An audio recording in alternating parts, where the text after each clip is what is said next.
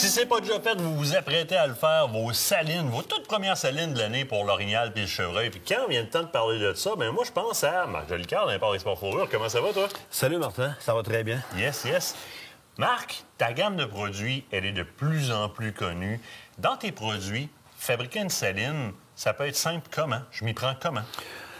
Ça peut être de plusieurs façons. L'affaire que je recommande, c'est toujours utiliser l'anti-odeur pour neutraliser vos odeurs. Une fois que ça, c'est fait, on va parler du chevreuil dans ce cas-ci.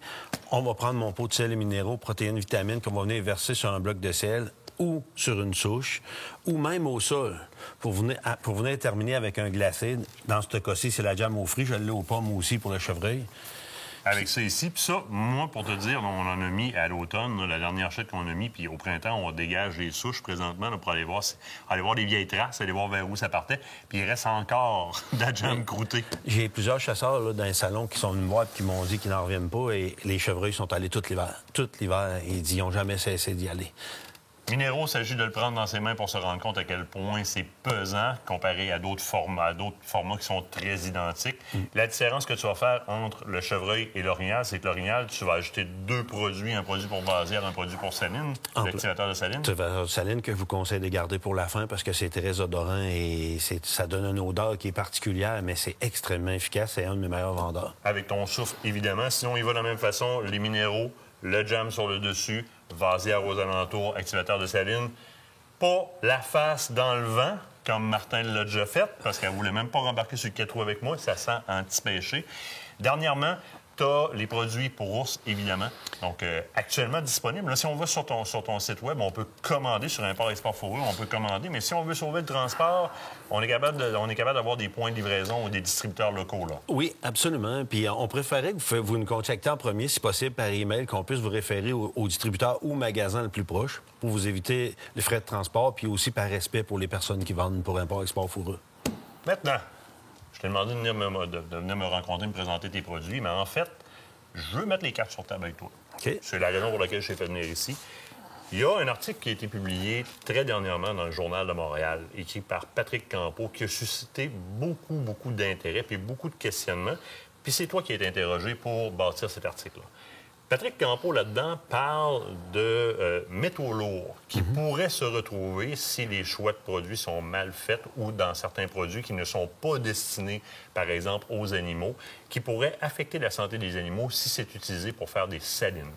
Il existe des métaux qui peuvent être à ce point nocifs, des métaux lourds dans l'alimentation qui peuvent être à ce point nocifs pour les bêtes, Marc? Bien, oui, on n'est pas en train de dire que les autres entreprises ont des métaux lourds dans leurs produits. Là. C'est à faire attention parce qu'on n'est pas là. Ouais, c'est une grosse nuance. C'est une grosse nuance. C'est pas ça qu'on dit. Moi, je dis qu'Import Export Fourrure, ce que j'ai fait dans mon cas, je me suis assuré qu'il n'y en ait pas. Parce qu'il y en a dans plusieurs choses que les gens ne savent pas. Puis surtout que les gens, je pense qu'ils sont pas au courant des conséquences que ça peut avoir les métaux lourds chez l'animal. Et on le voit, dans le Nord, quand on chassait le caribou, quand on avait encore le droit de chasser le caribou, à cause des dépôts des pluies acides sur la bouffe des caribous, quand on éviscérait les caribous, le foie était tout taché, n'était pas consommable, parce que les métaux lourds vont se loger sur le foie. Ça, on le voyait. Ça reste là tout le temps, hein, quand c'est là une fois, c'est... Et voilà. Puis souvent, si on analyse des produits qui sont, par exemple, les gars qui prenaient des sels de filtration, bien, les sels de filtration, il y a des métaux lourds comme ça qu'on ne veut pas avoir.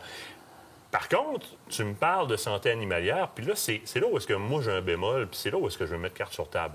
Parce que il y a beaucoup de monde qui disent que leur produit est bon, il y a beaucoup de monde qui disent que leur produit respecte la santé animalière, comme c'est ce que tu dis depuis le début, tu respectes la santé animalière puis la nappe phréatique. Moi, là, comme consommateur, là, je m'en vais au magasin. S'ils me disent tous qu'ils respectent la santé animalière, je fais comment pour savoir, moi, différencier ce que le gars dit puis ce qui est vrai? OK. Je vais tourner ce pot-là vers la caméra. Oui. En partant, je vais vous parler de ma liste d'ingrédients de tous et mes résultats d'analyse, puis le saut du laboratoire que j'ai là. Puis tu sais, je veux pas... Comment je dirais bien ça? Je pense que c'est la moindre des choses quand tu veux t'annoncer comme ça que tu devrais avoir ça. C'est-à-dire que toi, pour déclarer que ton produit est propre à la consommation animalière et bon pour la nappe phréatique, tu les fais tester en laboratoire. Absolument. J'ai toute la gang, même ceux... Au début, j'avais pensé de faire tester ceux-là qui étaient consommables seulement. Puis après réflexion, puis après ce qui m'avait... Tu sais, ça m'avait agacé un peu ce que quelqu'un m'avait déjà dit. Il dit, garde Hélène, qui est même microbiologiste, on ne prendra pas de chance, tu vas tout envoyer au laboratoire de détection. Ah, on va remettre prochainement l'entrevue qu'on avait faite ici avec Hélène qui parlait de ça. Mais ma prochaine question, tu vas la trouver peut-être un petit peu peut-être limite stupide, mais je fais un peu de business moi aussi dans la vie. Hein. C'est pas un peu suicidaire de mettre autant d'argent que ça dans des tests en laboratoire? C'est pas un peu fou comme idée? Écoute, c'est très coûteux, c'est onéreux, c'est risqué, c'est vrai. Mais moi, quand je fais de quoi, je le fais pas à peu près. Vous voulez m'assurer d'avoir le produit le plus efficace sur le marché. Vous doutez de cela. Vous encourage tout le monde qui nous suit ici, ou peu importe, abonnez-vous à la page d'Import-Export Fourrure sur Facebook. Ça vous coûte pas une scène. Reculez de 2-3 ans, puis allez voir les commentaires de chasseurs et chasseuses, qu'est-ce qu'ils disent des résultats. Moi, là, Martin, là, c'est facile pour moi de faire un produit qui va fonctionner, que ce soit saline, urine, ces choses-là. Par contre, d'en créer un qui est comme ça. Allô? Ça veut dire qu'on a presque fini. OK. D'en créer un qui est aussi efficace, mais qui est aussi bon pour la santé des animaux, puis qui n'est pas dommageable, ça, c'est un autre défi. OK. C'est là-dessus que je me suis concentré.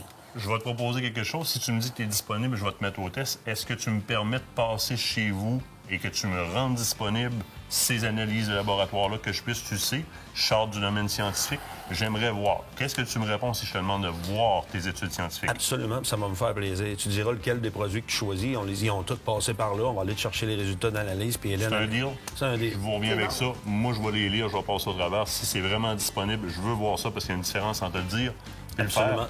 Un gros merci, chum. Merci, c'est déjà la fin de l'émission. Ben oui, c'est déjà la fin. Écoutez, soyez là la semaine prochaine. On s'en va du côté de la CEPAC dans les Chic-Chocs. On s'en va là avec les gars pour une super chasse au petit gibier. Vous allez voir, c'est vraiment génial. À la semaine prochaine.